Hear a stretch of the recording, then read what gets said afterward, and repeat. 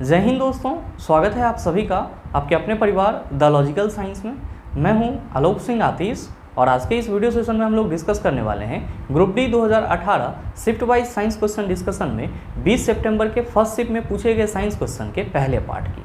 जी हाँ दोस्तों, इससे पीछे के वीडियो सेशन में हम लोगों ने group D 2018 shift wise science question discussion में 19 सितंबर के थर्ड शिफ्ट में जो भी साइंस क्वेश्चन पूछे गए थे उसको कंप्लीट डिस्कस करा था। दोस्तों आज के इस वीडियो सेशन में हम लोग 20 सितंबर के फर्स्ट शिफ्ट में जो साइंस क्वेश्चन पूछे गए हैं उसमें से टोटल 10 क्वेश्चन को डिस्कस करेंगे। बाकी के क्वेश्चन इसके अगले पार्ट में डिस्कस करेंगे। साथ ही आपकी जानकारी के लिए बताना चाहूँगा कि आज के इस सेशन का जो भी क्वेश्चन है उसका PDF आपको कहाँ मिलेगा, यह हमारे टेलीग्राम ग्रुप से मिल जाएगा, जिसका लिंक मैंने नीचे डिस्क्रिप्शन में डाल दिया है, आप वहाँ से जाकर के ले सकते हैं। बहरहाल आइए अपने सेशन की शुरुआत करते हैं और चलते हैं पहले क्वेश्चन की तरफ। आपका जो पहला क्वेश्चन है आज के इस सेशन का, क्वेश्चन नंबर 1, क्या पूछा जा रहा है आपसे पूछा जा रहा है कि एक वस्तु 20 मीटर की त्रिज्या वाले एक वृत्ताकार पथ पर 4 मीटर पर सेकंड की समान गति से चल रही है। इसके द्वारा एक चक्कर पूरा करने के लिए लिया गया समय डैश होगा। ऑप्शन दिया हुआ है 5 सेकंड, दूसरा ऑप्शन है 10 पाई सेकंड, तीसरा ऑप्शन है 15 पाई सेकंड और चौथा ऑप्शन है 10 सेकंड। क्या होगा इसका आंसर? आपसे क्वेश्चन करा जा रहा है कि कोई वस्तु है जो एक वृत्ताकार मार्ग, मान लीजिए कि ये आपका एक वृत्ताकार मार्ग है। क्वेश्चन के अनुसार इसकी त्रिज्या 20 मीटर दिया हुआ है और इस पे जो वस्तु है वो 4 मीटर पर सेकेंड के एक समान गति से चल रहा है। आपसे ये पूछा जा रहा है कि इस वस्तु के द्वारा एक पूरा चक्कर लगाने में कितना समय लगेगा। मेरे मित्र आप क्या कहेंगे? गुरुजी आसानी से बन जाएगा। कैसे? तो हम सभी कह सकते हैं कि अगर ये वस्तु यहाँ से चलना स्टार्ट करेगा और चलते चलते फिर अपने इसी पॉइंट पे आ जाएगा, ये क्या करेगा? तो एक पूरा चक्कर कंप्लीट कर लेगा। मेरे मित्र ध्यान देंगे, यहाँ पे जो वस्तु द्वारा एक चक्कर लगाने में तय की गई दूरी होगी वो किसके बराबर होगी? तो आप कहेंगे यह वृत्ताकार मार्ग के परिधि के बराबर होगी। तो क्या हम लोग यहाँ पे ये लिख सकते हैं कि एक चक्कर में तय की गई दूरी, एक चक्कर में तय की गई दूरी किसके बराबर होगी? आप कहेंगे सर जी वृत्त की परिधि के बराबर होगी। किसके बराबर होगी? वृत्त की परिधि के बराबर होगी। मेरे मित्र नो डाउट आप सबों को मालूम होगा कि वृत्त की परिधि के लिए फार्मूला क्या होता है? आप कहते हैं 2πr होता है। यहाँ पे हम लोग वृत्त की परिधि इक्वल टू 2πr लिख सकते हैं। आप कहेंगे बिल्कुल लिख सकते हैं। तो क्या हम लोग ये कह सकते हैं कि वृत्ताकार मार्ग में एक चक्कर में जो तय की गई दूरी होती है वो 2πr के बराबर होती है? आप कहेंगे बिल्कुल कह सकते हैं। तो आप ये बताओ कि आपका यहाँ पे डिस्टेंस कितना हो जाएगा? तो आप कहेंगे कि गुरुजी डिस्टेंस जो है वो 2πr हो जाएगा। साथ ही वेग कितना है? तो गुरुजी वेग जो है वो 4 मीटर पर सेकेंड है। क्या पूछा जा रहा है? समय पूछा जा रहा है, यानी कि t इक्वल टू व्हाट? क्या कहेंगे कि गुरुजी यहाँ पे जो वेग होगा उसको हम लोग क्या लिख सकते हैं? तो सर दूरी के जगह वृत्त की परिधि लिख सकते हैं। दूरी की जगह क्या लिख सकते हैं? वृत्त की परिधि। क्यों?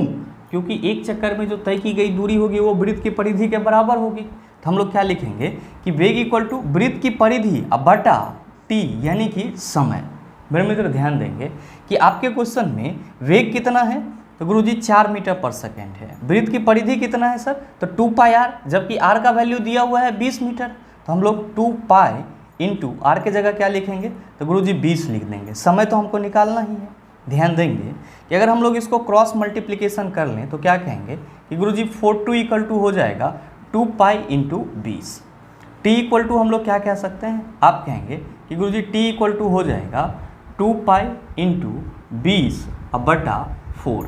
ध्यान दीजिएगा कि यहाँ पे 4 पंचे क्या हो जाएगा? आप कहेंगे 20 और 5 दूना क्या हो जाएगा? तो सर 10 पाई सेकेंड। यानी कि ये जो आपका वस्तु 20 मीटर की त्रिज्या वाले वृत्ताकार मार्ग में 4 मीटर पर सेकेंड के एक समान वेग से चल रहा है, इसको एक पूरा चक्कर लगाने में जो समय लगेगा वो कितना होगा? आप कहेंगे 10 पाई सेकेंड होगा। कितना होगा? 10 पाई सेकेंड। तो आप बताओ कि आपके इस क्वेश्चन का सही आंसर क्या हो जाएगा? आप सभी कहेंगे sir option number B is the right answer of this question. उम्मीद करते हैं समझ पाए होंगे। चलते हैं अगले क्वेश्चन की तरफ। आपका जो अगला क्वेश्चन है, क्वेश्चन नंबर 2, क्या पूछा जा रहा है आपसे पूछा जा रहा है कि 1 kg की एक वस्तु 10 मीटर की ऊंचाई तक उठाया जाता है। गुरुत्व बल द्वारा किया गया कार्य डैश होगा। बताइए नहीं बनेगा? आसानी से बन जाएगा। आपसे पूछा जा रहा है कि कोई 1 kg की वस्तु है और उसको 10 मीटर की ऊंचाई तक उठाया जा रहा है, तो गुरुत्व बल के द्वारा यहाँ पे किया गया कार्य क्या होगा? मेरे मित्र आप सभी क्या कहेंगे कि गुरुजी अगर हम लोग क्वेश्चन को समझना चाहें तो हम लोग साफ शब्दों में ये कह सकते हैं कि कोई 1 केजी का वस्तु है जो कहाँ पे रखा हुआ है, तो सर पृथ्वी पे रखा हुआ है, और पृथ्वी से इसको 10 मीटर की ऊंचाई पर हमको उठाना है। पृथ्वी से इसको 10 मीटर की ऊंचाई पर इसको उठाना है। मान लेते हैं 10 मीटर की ऊंचाई पर उठा करके हम इसको यहाँ पे ले आएंगे। कहाँ पे ले आएंगे, तो सर यहाँ पे ले आएंगे। हमसे क्वेश्चन क्या पूछा जा रहा है कि गुरुत्व बल के द्वारा किया गया कार्य क्या होगा। मेरे मित्र ध्यान दीजिएगा कि जो आपका ये वस्तु है इस पर गुरुत्व बल कैसे लगेगा। जब आप इसको ऊपर उठा रहे होंगे आप कहेंगे सर गुरुत्व बल नीचे की ओर लगेगा, जबकि आप वस्तु को आप ऊपर की ओर ले जा रहे होंगे। मेरे मित्र गुरुत्व बल का नेचर क्या होता है, गुरुजी ये किसी भी वस्तु को अपनी ओर खींचना चाहता है। ये जो 1 केजी का वस्तु है इसको आप जैसे ही 10 मीटर की ऊंचाई तक उठाने की कोशिश करोगे तो जो पृथ्वी का गुरुत्व बल होगा वो इसको अपनी ओर खींचना चाहेगा। लेकिन आप क्या करोगे कि सर उस जो अपनी ओर वो खींचना चाहेगा उसके विरुद्ध में आप जा करके उसको 10 मीटर की ऊंचाई पे रखोगे। आपसे क्वेश्चन क्या करा जा रहा है कि गुरुत्व बल के द्वारा यहाँ पे किया गया कार्य कितना होगा। तो आप क्या कहेंगे कि गुरुजी चूंकि वस्तु को पृथ्वी के सतह से ऊपर उठाया जा रहा है इसीलिए यहाँ पे जो गुरुत्वीय त्वरण होगा वो क्या होगा, ऋणात्मक होगा। क्या होगा, ऋणात्मक होगा। और अगर वस्तु को ऊपर से नीचे गिराया जाता तब जो हमारा गुरुत्वीय त्वरण का वैल्यू होता वो क्या होता है, धनात्मक होता। तो यहाँ पे जो आपसे पूछा जा रहा है कि गुरुत्व बल के द्वारा किया गया कार्य क्या होगा, तो आप कहेंगे सर वस्तु को ऊपर से नीचे गिराया जाए या फिर नीचे से ऊपर उठाया जाए, किया गया कार्य जो है वो mgh के बराबर होता है। किसके बराबर होता है, mgh के बराबर होता है। लेकिन ध्यान देने योग्य बात क्या है, यहाँ पे वस्तु को हम ऊपर उठा रहे हैं तो जो आपका गुरुत्वीय त्वरण का वैल्यू होगा वो क्या होगा, आप कहेंगे माइनस हो जाएगा। मेरे मित्र यहाँ पे g इक्वल टू हम लोग कितना लेंगे, -9.8 मीटर पर सेकेंड स्क्वायर लेंगे। ध्यान दीजिएगा आपका वस्तु का द्रव्यमान कितना है, तो गुरुजी क्वेश्चन में दिया हुआ है 1 केजी। कितना ऊंचाई तक उठा रहे हैं, तो 10 मीटर की ऊंचाई तक उठा रहे हैं। बताइए किया गया कार्य ना निकलेगा, आप कहेंगे आसानी से निकल जाएगा। मेरे मित्र आप m के जगह क्या रखेंगे, आप कहेंगे 1 रखेंगे। g के जगह क्या रखेंगे, आप कहेंगे -9.8, और साथ ही h के जगह क्या रखेंगे, आप कहेंगे कि गुरुजी 10 रखेंगे। पॉइंट हटाएंगे तो नीचे क्या होगा 10, ये आपका कट जाएगा और ये क्या आ गया, आप कहेंगे कि गुरुजी ये -98 जूल आ गया। यानी कि जब 1 केजी के वस्तु को 10 मीटर की ऊंचाई तक उठाया जाएगा तो जो गुरुत्व बल के द्वारा किया गया कार्य होगा वो -98 जूल होगा। कितना होगा, -98 जूल होगा। तो आपके इस क्वेश्चन का सही आंसर आप कहेंगे sir option number D is the right answer of this question. उम्मीद करते हैं समझ पाए होंगे।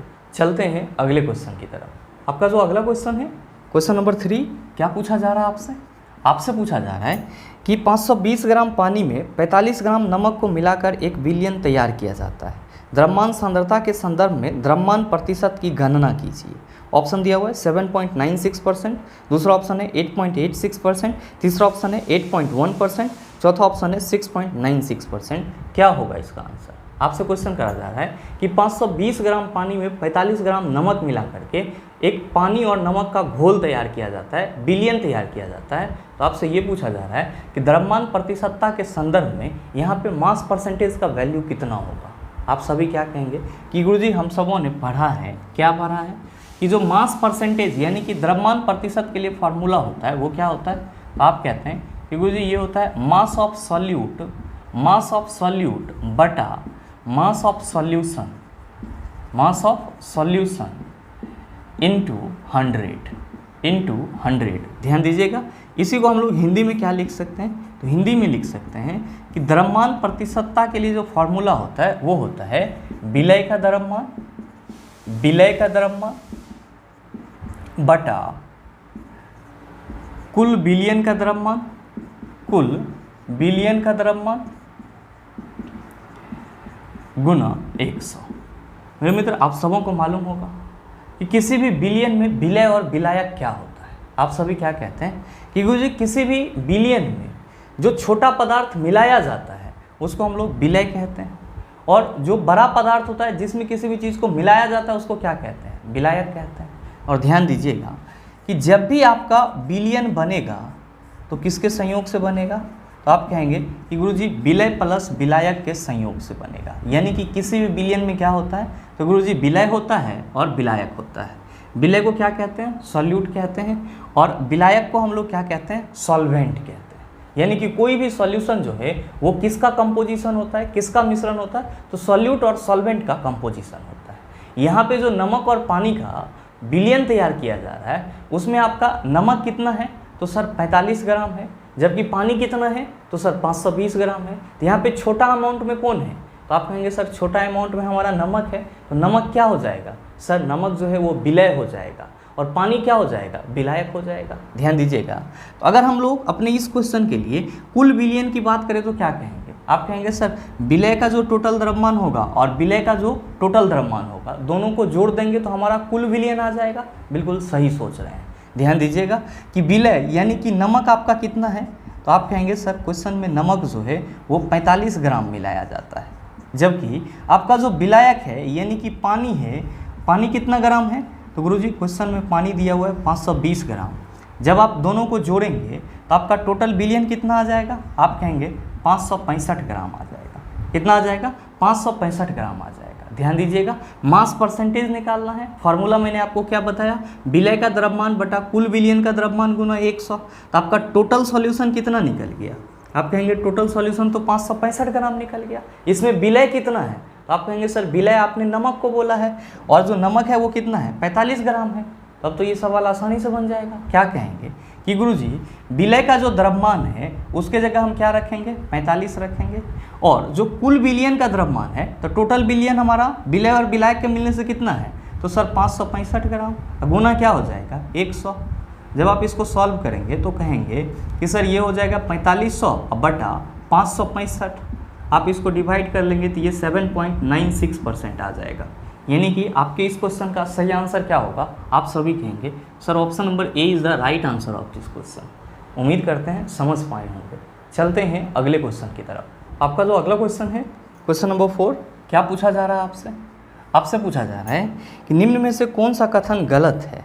सभी रज्जुकी यानी कि कॉर्डेटा में पृष्ठीय तंत्रिका नाल होती है। दूसरा ऑप्शन है डिप्लोब्लास्टिक होते हैं। तीसरा ऑप्शन है कॉलेमेट होते हैं। यहाँ पे कॉलेमेट नहीं होगा, सिलोमेट होगा। और आपका चौथा ऑप्शन है कि मेरुदंड होता है। आपसे क्वेश्चन ये करा जा रहा है कि जो कॉर्डेटा संघ के जंतु होते हैं उसके बारे में आपके इस ऑप्शन में से कौन सा गलत है। आप कहेंगे कि गुरुजी पहले ये बताओ कि जो कॉर्डेटा संघ के जंतु होते हैं वो कौन होते हैं। तो मेरे मित्र आप सभी ध्यान में रखेंगे कि जो कॉर्डेटा संघ के जंतु होते हैं इसमें क्या होता है, तो सर रीढ़ की हड्डी होता है। ध्यान दीजिएगा। और जो कॉर्डेटा संघ के जंतु होते हैं ये आपका जल और थल दोनों जगह पाए जाते हैं। तो आप क्या कहेंगे कि गुरुजी कॉर्डेटा संघ के जंतु जल एवं स्थल में पाए जाते हैं। जल एवं स्थल में पाए जाते हैं। जल एवं स्थल में पाए जाते हैं। और साथ ही ध्यान में रखेंगे कि कॉर्डेटा संघ के जो जंतु होते हैं वो क्या होते हैं, ये ट्रिप्लोब्लास्टिक होते हैं। क्या होते हैं, ट्रिप्लोब्लास्टिक सिलोमेट जंतु होते हैं। ट्रिप्लोब्लास्टिक सिलोमेट जंतु होते हैं।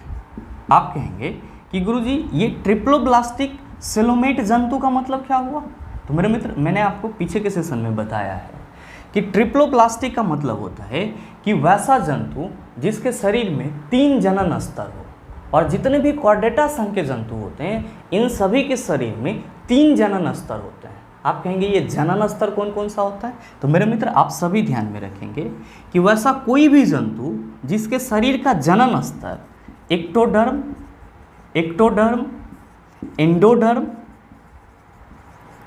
और मीसोडर्म से बना हो, वैसा कोई भी जंतु जिसके शरीर का जनन स्तर एक्टोडर्म, एंडोडर्म और मीसोडर्म से बना हो उसको हम लोग क्या कहेंगे, ट्रिप्लोब्लास्टिक जंतु कहेंगे, यानी कि त्रिस्तरीय जंतु कहेंगे। और ध्यान में रखेंगे अगर आपसे कोई ये पूछ ले कि डिप्लोब्लास्टिक जंतु किसको बोलेंगे, तो आप सभी क्या कहेंगे कि वैसा जंतु जिसके शरीर में केवल 2 जनन स्तर पाया जाएगा उसको हम लोग डिप्लोब्लास्टिक जंतु कहेंगे, यानी कि द्विस्तरीय जंतु कहेंगे।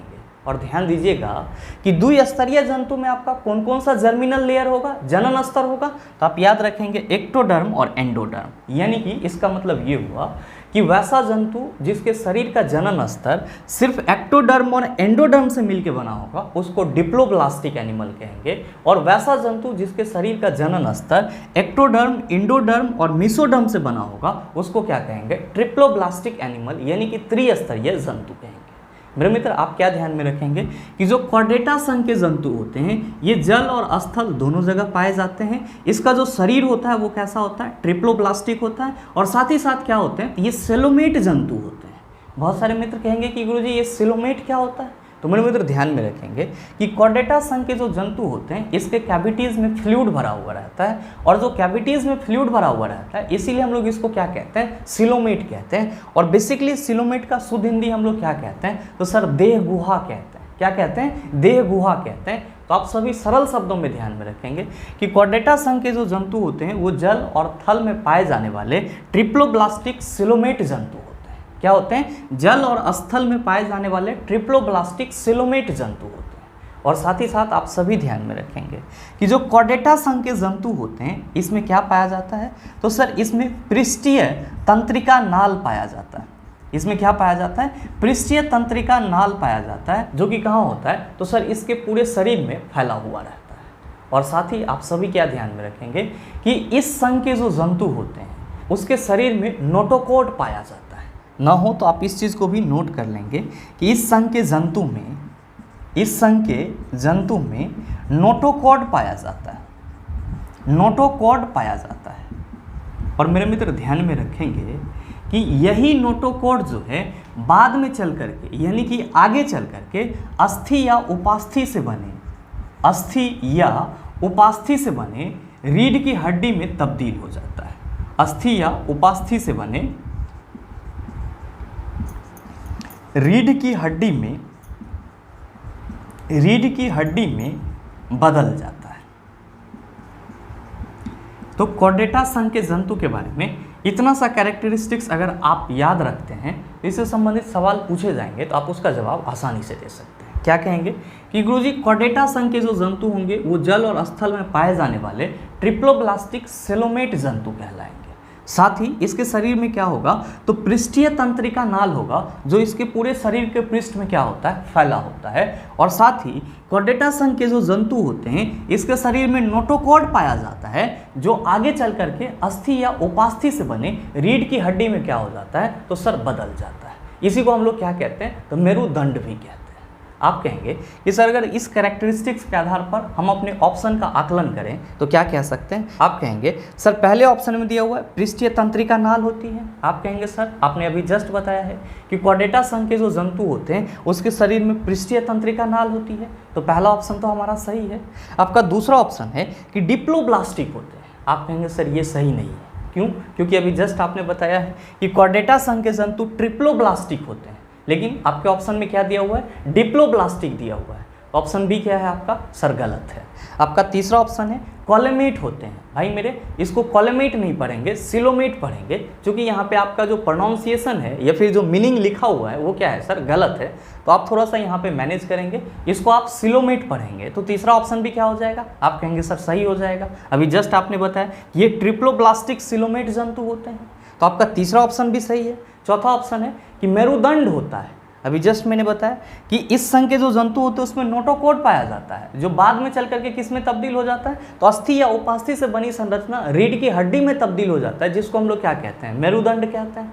इसका मतलब ये हुआ कि आपके इस क्वेश्चन के ऑप्शन ए और जो आपका ऑप्शन सी और ऑप्शन डी है वो पूरी तरह से क्या है सर, कॉर्डेटा संघ के बारे में सही है, जबकि ऑप्शन बी जो है वो क्या है, तो सर कॉर्डेटा संघ के बारे में गलत है। तो क्वेश्चन भी तो आपसे यही पूछा जा रहा है कि निम्न में से कौन सा कथन गलत है, किसके संबंध में, तो सर सभी रज्जुकी यानी कि कॉर्डेटा के बारे में। आप क्या कहेंगे सर, ऑप्शन बी गलत है। सही आंसर आप कहिएगा option number B is the right answer of this question. उम्मीद करते हैं समझ पाए होंगे। चलते हैं अगले क्वेश्चन की तरफ। आपका जो अगला क्वेश्चन है, क्वेश्चन नंबर 5, क्या पूछा जा रहा है आपसे, आपसे पूछा जा रहा है कि लिटमस विलियन डैश से निष्कर्षित किया जाता है। ऑप्शन दिया हुआ है हाइड्रेंजिया, दूसरा ऑप्शन है लाइकेन, तीसरा ऑप्शन है जिरेनियम, चौथा ऑप्शन है पेटूनिया। क्या होगा इसका आंसर।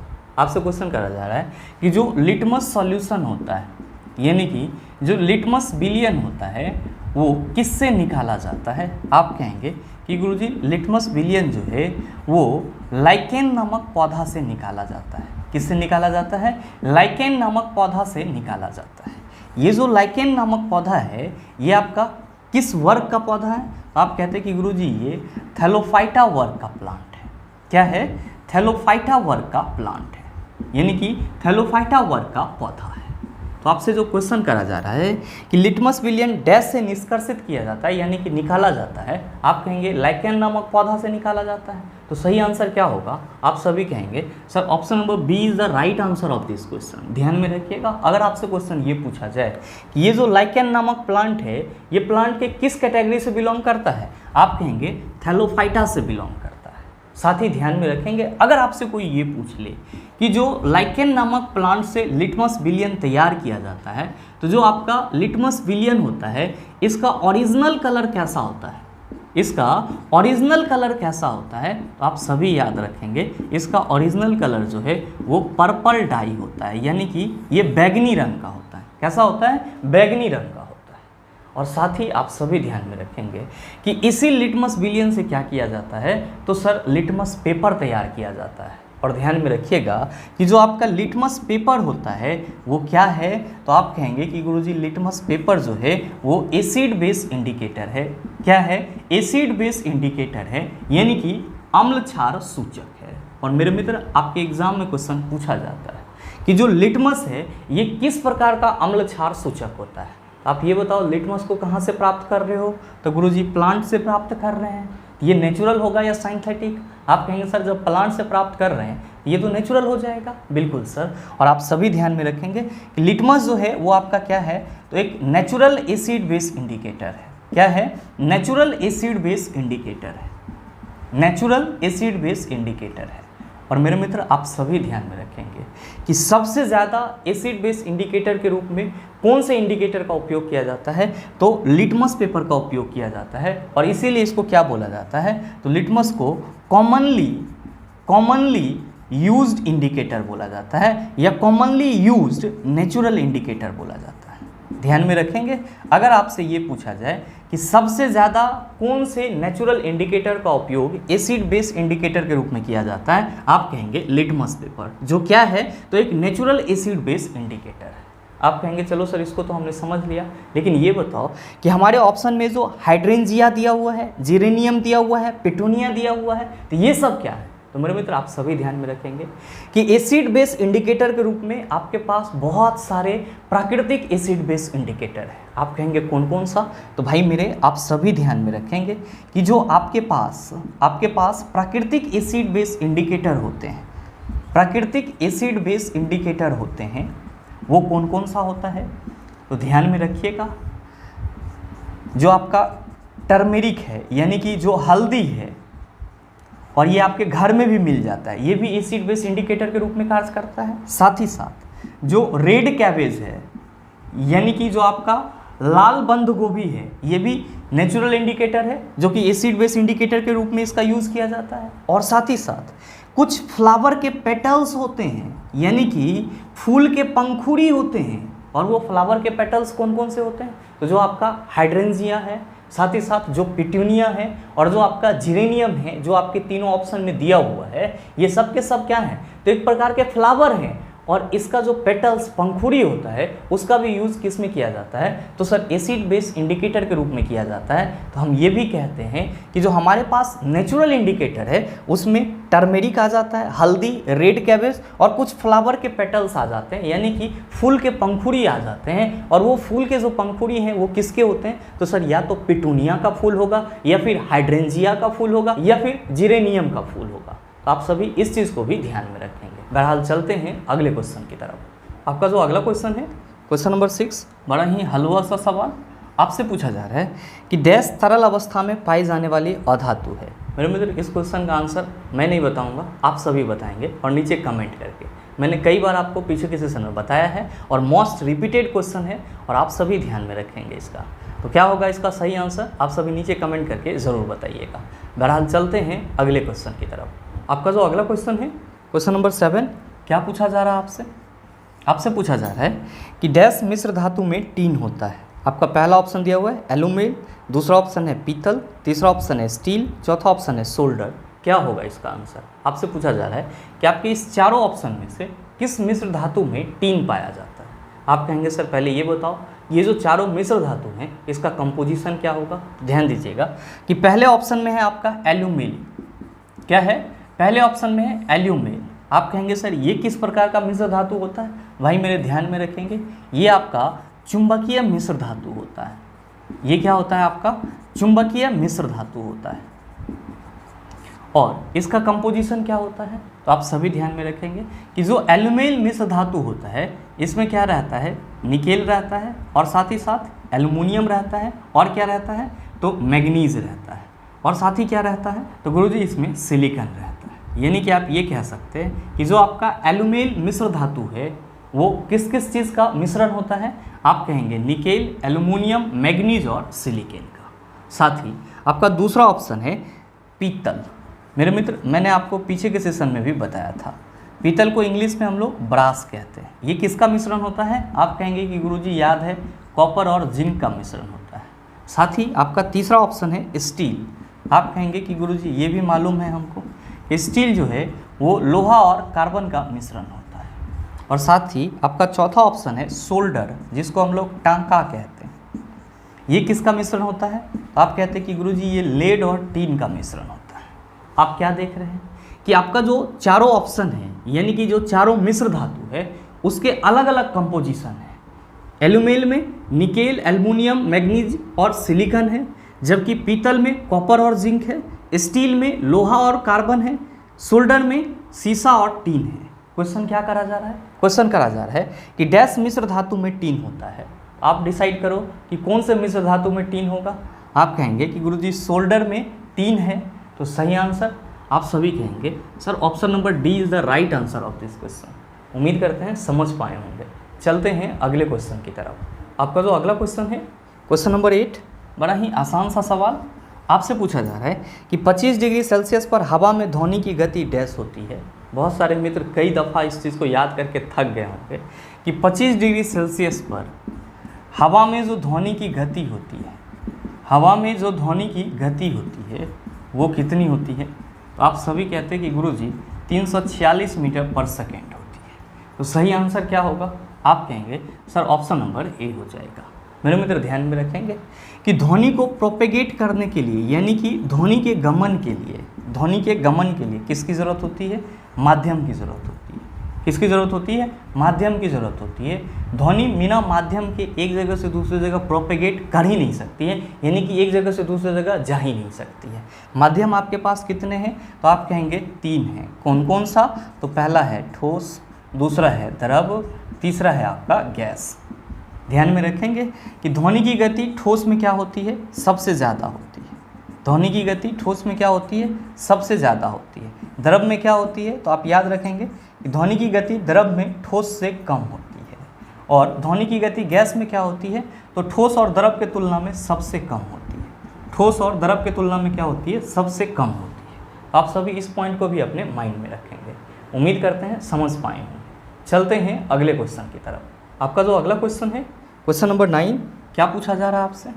आपसे पूछा जा रहा है कि निम्नलिखित में से कौन सी गुरुत्वीय स्थिरांक कैपिटल जी की एक इकाई है? बताइए, नहीं बनेगा। आपसे क्वेश्चन करा जा रहा है कि आपके इस चारों ऑप्शन में से कौन सा ऑप्शन कैपिटल जी का यूनिट है, यानी कि जो ग्रेविटेशनल कांस्टेंट है, जो ग्रेविटेशनल कांस्टेंट है जिसको आप कैपिटल जी से रिप्रेजेंट करते हैं, उसका यूनिट क्या है, ये चीज़ आपको बताना है। आप क्या कहेंगे?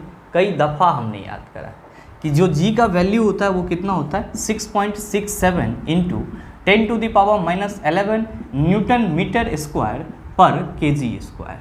मतलब ये हुआ कि जी का वैल्यू कितना है? 6.67 इंटू 10⁻11 और जी का यूनिट क्या होता है? आप कहेंगे न्यूटन मीटर स्क्वायर पर केजी स्क्वायर।